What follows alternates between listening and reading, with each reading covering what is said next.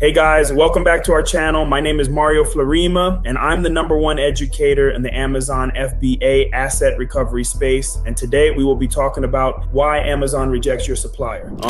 One of the most frustrating things sellers face is submitting what looks like a perfectly good invoice, only to have Amazon reject it anyway. Guys, in many cases, the problem isn't the invoice, it's the supplier behind it. So in this video, we're breaking down why Amazon rejects suppliers and what you can do to avoid suspension before it happens. Okay guys, now we're talking about the hidden compliance rules most sellers never see. Amazon doesn't just review invoices manually anymore. Their systems automatically verify authenticity, formatting consistency, and supply chain legitimacy. Guys, even legitimate invoices can fail if they don't meet Amazon's internal verification standards. Now we're diving into a surprising reality. Most rejected invoices are actually legitimate. The problem usually isn't fraud. It's technical compliance, disconnected phone numbers, residential addresses, spelling mismatches, and poor document quality trigger rejections constantly, guys. Most of these problems are fixable if you know what Amazon is actually checking. All right, now we're talking about Amazon's hidden verification framework. Every invoice must pass 4 major checkpoints: supplier legitimacy, buyer information accuracy, product traceability, and document integrity. Guys, if even one of those areas fails verification, the entire submission can get rejected automatically. Okay guys, now we're getting into supplier verification. Amazon doesn't just read the supplier name on your invoice, they investigate it. Phone numbers, addresses, websites, and online business presence all get reviewed. Guys, a disconnected phone line or suspicious business address can destroy an appeal instantly. This is where supplier verification becomes a serious problem. One seller submitted what looked like a perfectly valid invoice. The products matched, the quantities matched, and the paperwork looked clean. But when Amazon checked the supplier, the business website was outdated and the phone number didn't work, and the company had almost no online presence. Suddenly, the issue wasn't the invoice anymore. It was the credibility of the supplier behind it.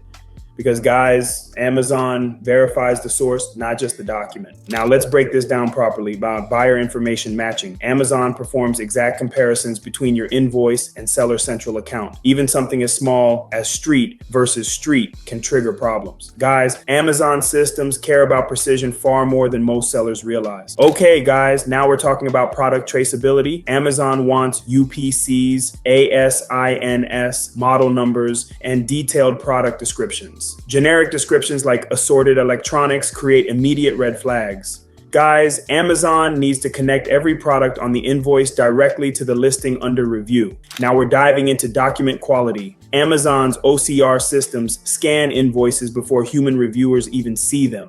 Low resolution scans, handwritten notes, editing history, and blurry images trigger automatic failures constantly. Guys, sometimes the issue isn't the invoice itself, it's the file quality. Retail receipts, guys, Amazon does not accept Walmart receipts, Best Buy receipts, or Target receipts as authenticity documentation. Those receipts prove consumer purchases, not supply chain legitimacy. That's why retail arbitrage sellers struggle so much during investigations. Okay guys, now let's break this down. Brand authorization. Even if your invoice is perfect, Amazon may still reject it without a valid letter of authorization. Guys, a valid invoice does not automatically grant permission to sell branded products.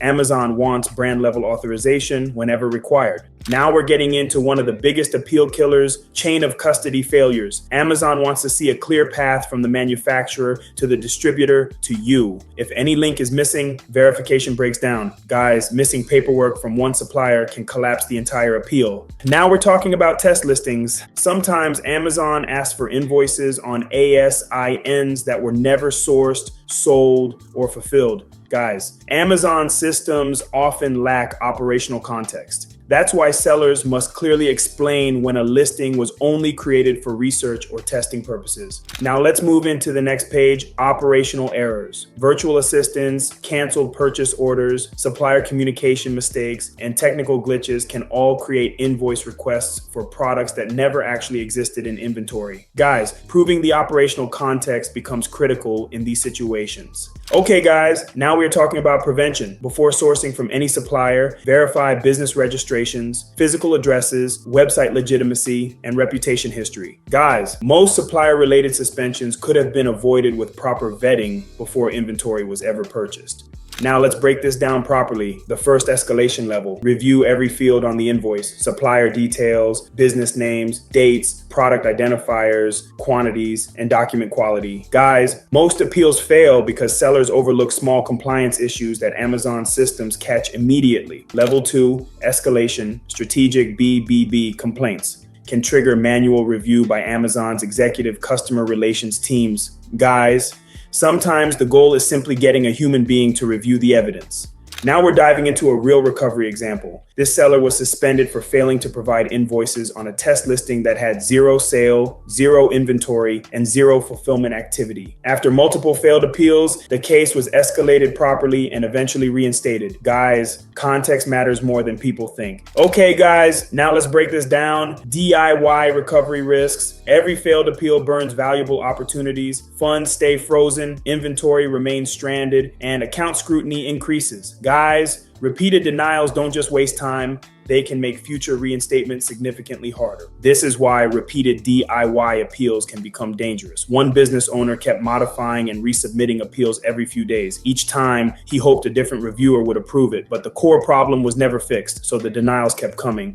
Meanwhile, funds stayed frozen, inventory remained stuck, and the account faced even more scrutiny. By the time professional help was considered, valuable time had already been lost, because in other words, every failed appeal makes the road back a little harder. Now we're getting into the final review process. Before submitting anything, verify supplier legitimacy, confirm authorization, check invoice formatting, validate product identifiers, and review supporting documentation. Guys, most appeal failures happen because sellers rush the submission process. Guys, supplier-related suspensions can feel confusing because many sellers believe their invoices are perfectly valid. But Amazon looks much deeper than most people realize. Hope you guys found value in today's video and have a more clear understanding of what Amazon thinks when this suspension happens. If this video provides value, please like, share, and subscribe for more helpful content. If you're an Amazon reinstatement consultant and you're looking to see if you qualify to be in our Rios Inner Circle group, then feel free to check out the links below in our description section. We host free masterclasses every week where we dive more into specific topics like these and give you more details on how you can better assist your clients while saving you time,